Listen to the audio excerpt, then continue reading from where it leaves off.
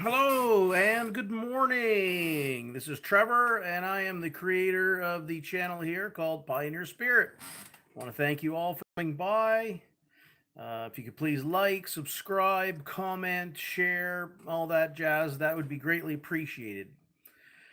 So, today I want to talk about an issue that's very close to my heart and to my head, and that is the right to bear arms. Now, let me explain. I am from Canada.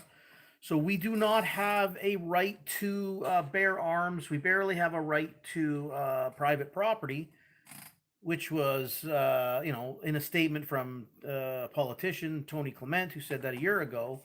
Um, so let me explain Canada. We don't have a right to bear arms. I think we should, but we don't. We have a privilege. And as someone who is I am a restricted firearms owner in Canada, which really doesn't mean anything anymore since Justin Trudeau has banned virtually every rifle that you can think of, from the scary black ARs to basically everything. We even have a handgun ban in Canada, and this is just how it is.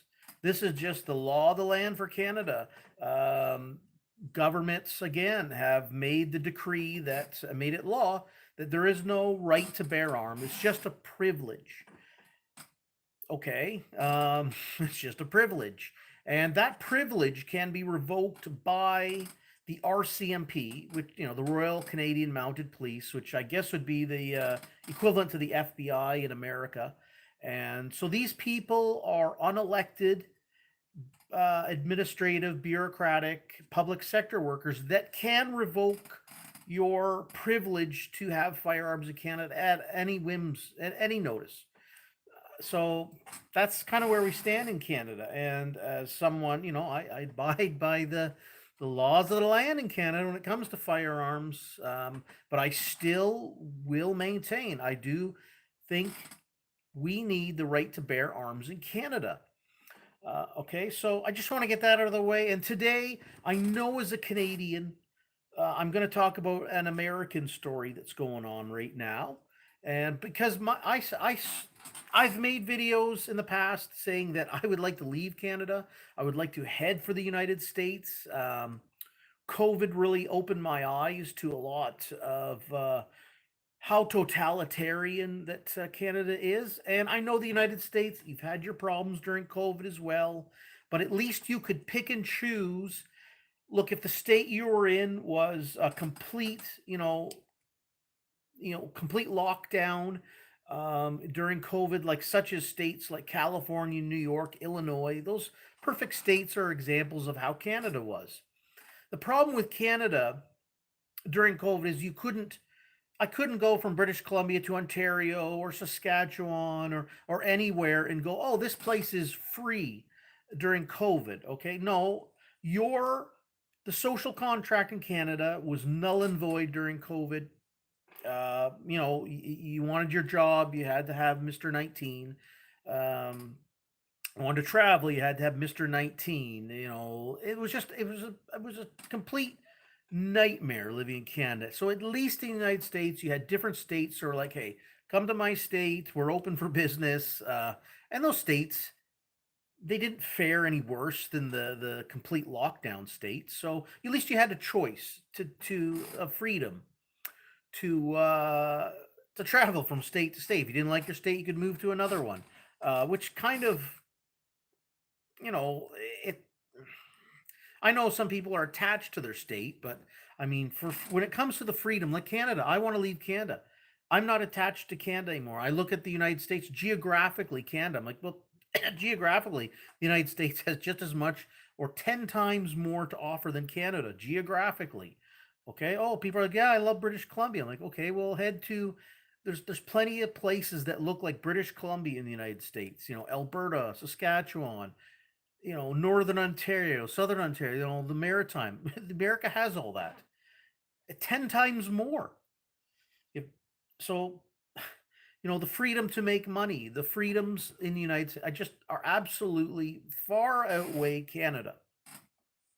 So I want to come to my story. It was brought to my attention yesterday that the governor for New Mexico, in her grand wisdom, suspended the federal Constitution, the Second Amendment, the right to bear arms for its citizens for 30 days because she deems it a public health emergency. And this is very troubling because you have the alphabet organizations in the United States and the worldwide too that I think are going that don't want citizens to be armed, okay? Politicians do not want citizens to be armed. I don't care if they ever say, "Oh, they're even a Republican or conservative," okay? Ronald Reagan was anti-gun. The Mulford Act, when he was governor of California, he had gun bans during his presidency. So there's a conservative Republican president. So perfect example. Politicians don't want citizens to be armed, whether you're on the left or the right. Okay. So here we are. The governor of Mexico, in her grand wisdom, decides to suspend a federal constitutional right, the right to bear arms. She has no jurisdiction to do that. Even in their own New Mexico Constitution, she has an oath to uphold the United States Constitution. And this is why people in the world, what doesn't matter where you live, are absolutely done with their politicians to whatever country they're in because none of them uphold that country's social contract anymore. And New Mexico is a perfect right. She's even come out and said, well, freedom of speech isn't absolute. It's, there's nuances to it. I'm like, look, this is why governments, I've come out and said, could a government be voluntary? Can the social contract be voluntarily upheld by people voluntarily doing it? And you can voluntarily pay these people whatever you want, almost like a GoFundMe. Hey, this guy's he's taking his time out to uphold this Constitution. This is the social contract. These are this is what we're going to live by. These people are going to adhere to it and make sure that it's just followed that way. I want to call them politicians, go ahead, but I think we should get rid of the term politicians. So you have this New Mexico government, she's come out and said, okay, freedom of speech. She even doesn't think that is worthy to uphold. Obviously your Second Amendment right, and let me make this clear. If you're an American watching this, you need to hold on to your First and Second Amendment rights. You need to hold on to all of them. Right to a speedy and fair trial. All your amendments. I even have a United States Constitution in my house, and from Hillsdale College, sent it to me for free. Thank you very much, Hillsdale College. Shout out to them. This is how much I want to leave Canada. I want to get out. I feel that America is the last bastion of freedom. But when you have governors completely suspending that Second Amendment right, and it's not like she's come. They're trying to backdoor these things, and this is what every politician does for everything in the social contract. They always try to backdoor these things and make it so they can like she's declaring this as almost like a public health emergency. So it's kind of a backdoor way to get rid of the guns from good, hardworking citizens, okay, who just, now you're taking those guns away. You want to take these guns away from good people. Well, I'll tell you, the bad people still carry firearms. I mean, you even have politicians and the sheriffs in New Mexico. And a shout out to the sheriffs in New Mexico who are saying, we're not going to enforce this. Like they're saying they're coming out, the chiefs of police or the chief, sheriffs are coming out saying, we're not going to enforce this. They took an oath. And kudos to them saying, we took an oath, to the Constitution. This is the social contract. We're going to adhere to it. People have the right to bear arms. Okay. And chiefs of police in New Mexico are saying, look, It's already bad enough that we're dealing with a high crime rate. New Mexico seems to be a crap hole. I mean, I've researched states to live in, and I go, man, New Mexico looks like a beautiful place, but it is the crime rate and whatnot. I mean, there's economic issues there. Maybe the governor of New Mexico should. You want to clean your state up? Give people the ability. Let the people have the ability to make money. Okay, maybe you need to open up your state. I think they've had problems in their oil, gas, and whatnot industries as shutting some things down. I mean, you got to open up your state. You have to allow people to earn a living. Okay, and when you don't, you shut that ability down. People could turn to crime. So, you've got chiefs of police here saying in New Mexico that it's bad enough that we're dealing with people who will carry a gun, whether there's, an outright gun ban or not. They don't want to start a political situation where good, hardworking people vote against them. And there's something too, like you compare United States and Canada, like the chiefs of police in Canada, they aren't elected, and I think they should. I do think that is a good process in the United States where your chiefs are elected. Hey, if the city or town you live in Canada, for example, I mean, if your chief of police is, they're not elected by the people. They're selected by mayors and city council. Well, that's that's not how it should be done. You should be elected. I think that the chief of police should be elected because in 4 years, if your chief of police isn't doing a right job, or he's got rogue officers, they're not doing their job, and they get paid well in Canada, we'll vote that sucker out of office. So to be a chief of police in Canada, you should have accountability, and they really don't. So kudos to the United States where they have a process of voting and electing in your chiefs of police. These guys want to keep their job. If they can keep it for 20 years, great. If people think, hey, you're doing a wonderful job, the citizens are happy. They're able to go up and talk to the police officers and not feel like they're a-holes, and they're good people. That's good. Okay. The chief of police should be held. He's going to be held accountable. He's like, I don't want to lose my position. It's well paying. It's a good job. I want the people to be happy. If I've got a couple a-hole officers on my team, they should be able to fire them and get rid of them, and bring in people that are going to be people that adhere to the social contract and can't go up, beyond what they're supposed to be doing. Holding an oath to the Constitution, to the people.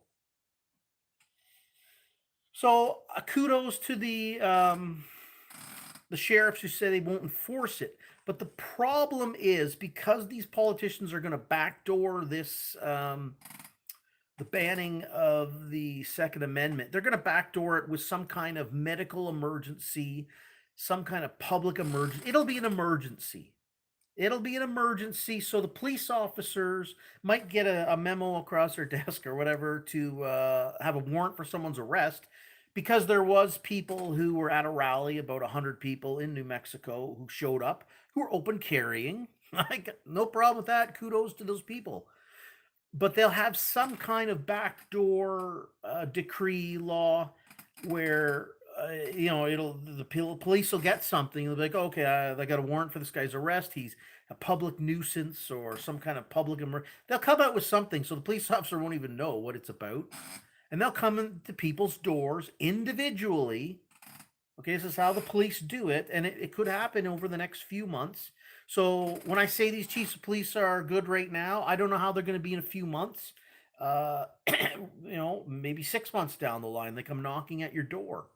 So to give you a warrant. So I don't know how many police officers are going to be enthusiastic about enforcing those without looking into it further. But it's really not up to them, right? I mean, I guess if a a lawyer, a judge puts out a warrant for someone's arrest, the police officers, they're just like, okay, I got to do this. I got to do my job, I guess, and go and arrest this person. So I think that this governor's How she can even suspend the Second Amendment is beyond me.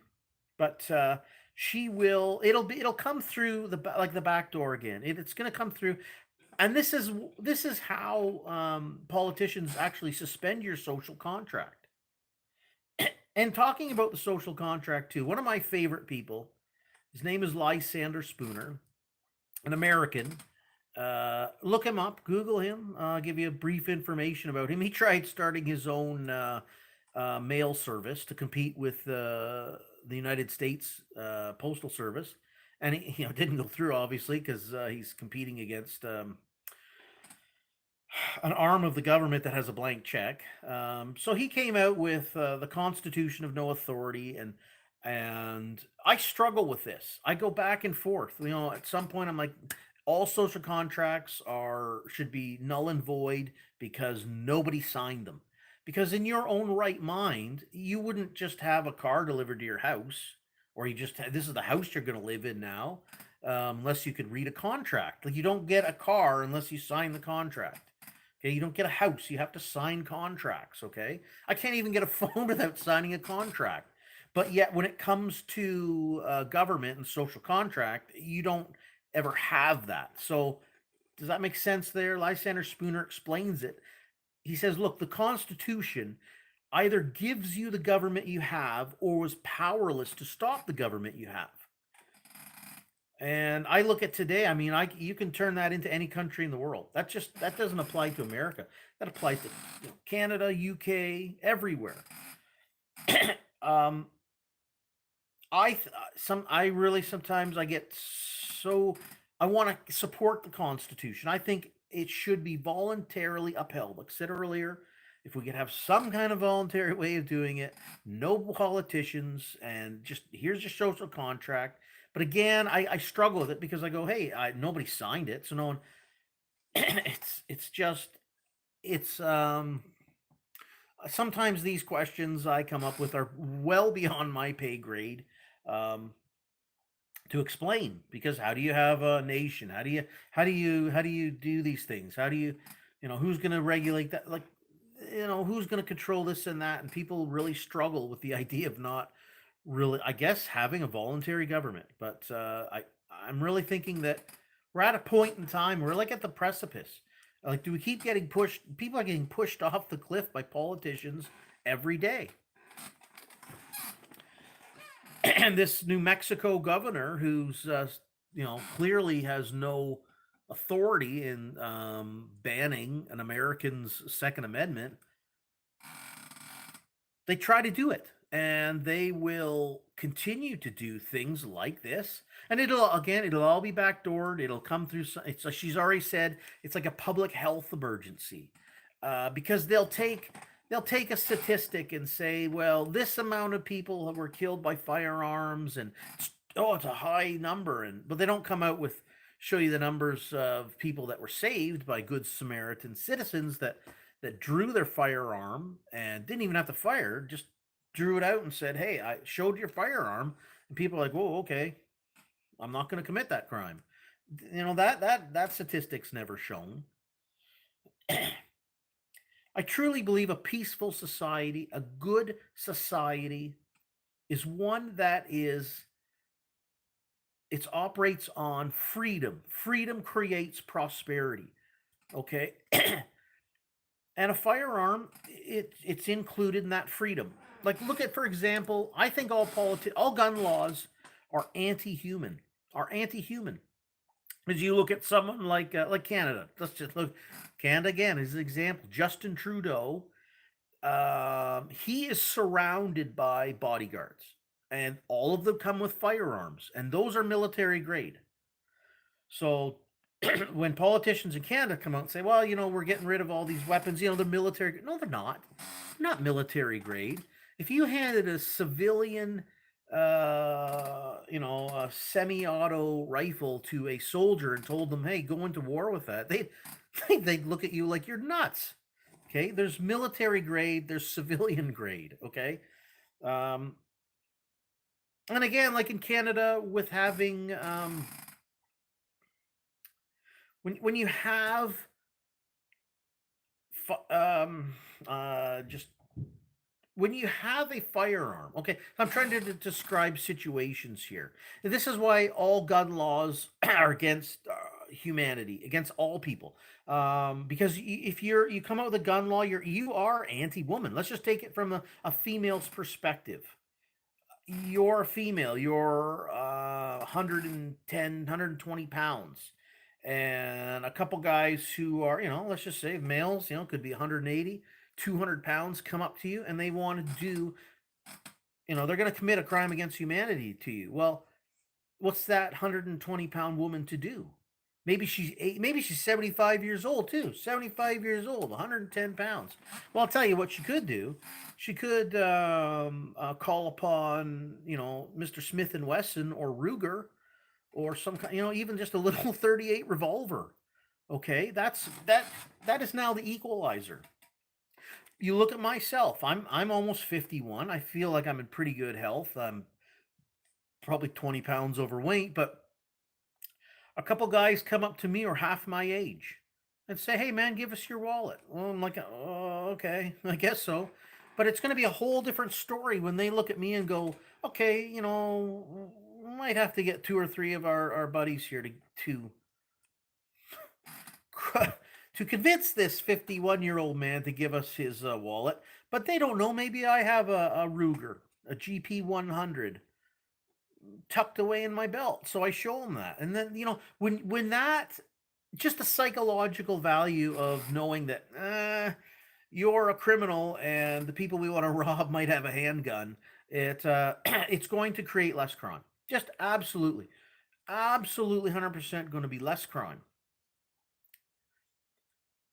But again, like, I mean, we have to look at these questions. Why do politicians constantly try to disarm um, basically non-government workers? Because let's face it, when a politician comes out with a gun law, it doesn't affect the public sector workers who come armed with the best of the best in firearms. Okay, that's your police and soldiers. So these laws never affect the politicians and their bodyguards or their police or military. So it always affects the citizen. Why? We have to ask these questions. Why do politicians want to take firearms that, again, aren't even as good as the police and military, but they want to take the firearms that are not as good as those away from citizens? Why? Ask yourself these questions. Why? Why? Why would you want to disarm the 75-year-old, 100-pound female? Why do you want to disarm a 50-year-old guy who, I'm like, who I couldn't clearly, it would be a really hard time fist to cuff with 3 20-year-olds right now. And why should I have to? Why should I have to do that? I should be able to defend myself in the best means possible. Okay, 1,000 years ago, that meant carrying maybe a little sword and a buckler shield when you're in the market or something, like carrying a Bowie knife or something, like, you know what I mean, like the flavor of the day for weapons. And like I say, 1,000 years ago, obviously that was a different style of weapon to defend yourself. Because criminals, and I gotta say, politicians too, politicians and criminals seem to really enjoy um, preying on the weak. And especially when politicians disarm everyone, that I mean, you're making everybody weak. Okay, even the most physically fit person, you shouldn't have to rely on fisticuffs to defend yourself, your family, your friends, strangers who need help. Right? You should have the means to defend yourself, the means of the day, the weapon of the day. So it's really daunting. It's really daunting because I sit here and, again, like the name of my channel, Pioneer Spirit. I believe that the pioneer spirit that was in the United States and maybe in Canada to a certain degree, 200 years ago. Unfortunately, I think Canada went the wrong route. I think they should have adopted more of the American style Constitution, freedom of speech or freedom of expression, the right to self preservation, these kind of laws. But Canada's went a completely different route. This is just more reasons I got to get out of Canada. I got to get my family out of here. Like a fellow I like listening to, Patrick Bet David. Okay, here's a guy who's 45 years old. He's a U.S. citizen now, but he was born in Iran. And in 1980, his parents said, "Hey, we're packing up. We're leaving everything. Basically, pack your luggage." They became refugees in Germany for 2 years before being able to get into America, and they went to L.A., where Patrick Bet David was raised, and now he's now his childhood dream of he's a minority owner in the New York Yankees. I think he's a very successful person, and I look at what his parents did in 1979, 1980 to get out of Iran. Um, I look at Canadians now. If you're a Canadian especially with children, get out. And I do believe the last bastion of freedom is America. And you can choose a state that I would look at a state that adheres to the Constitution, that has low taxes, especially that adheres to that Second Amendment. That when emergencies come up, politicians don't just willy nilly quickly suspend the social contract. At least try to look, and there's really nowhere in the world that at least from my eyes, especially during Mr. 19, I know America had their problems, but at least there were states that stood up and said to the federal government, "We're not jumping 10 feet. You can tell us to jump 10 feet, we're not." Okay, and they did. They turned out just fine. They turned out just fine. But in Canada, you can't. There's nothing in Canada left anymore. What's in Canada? We have no rights to property, really. Um, it's a horrible situation, and unless I were to be elected Prime Minister of Canada, which probably that's never going to happen. If I were, I would certainly. I'm telling you right now, it'd be like I'd be total cool as a cucumber, relaxed. Said, okay, let's just operate this way. Energy. Let's make it cheap and affordable and abundant to people for your commercial, residential, and vehicles, which again would fall into the categories of nuclear for your commercial, residential, and let's just oil. Let's just make it cheap. Let's make everybody happy, because I'm not happy every time I go to the freaking grocery store and I got to spend $300 and come home with hopefully I can go every so often. Walmart, that's the cheapest place I can go to, would have sometimes they got meat on sale, and so I buy it in bulk, but I have to forego other things. But when cans of tuna are back down to their normal price, which was 97 cents, now they're like $1.70. I got to buy a lot of it. Sausages are on sale. Ground beef, like when it comes on sale, I got to buy a ton of it because it's going to go back up to regular price.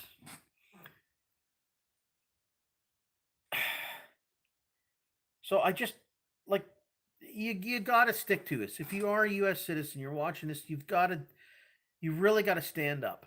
And if you are a police officer, and like they are standing up right now in New Mexico saying we won't enforce this, I'm sure there will be some young brash officers there that will be more than happy to enforce those kind of laws on tyrannical laws. There'll be some police officers or maybe some older guys who just stuck in their ways, but I don't think it's going to be. I think it's a very small minority that will do it. But again, in a few months, comes across an officer's desk where they have a warrant to arrest somebody. It won't say because they violated the Second Amendment. It'll be something else. It'll be something else.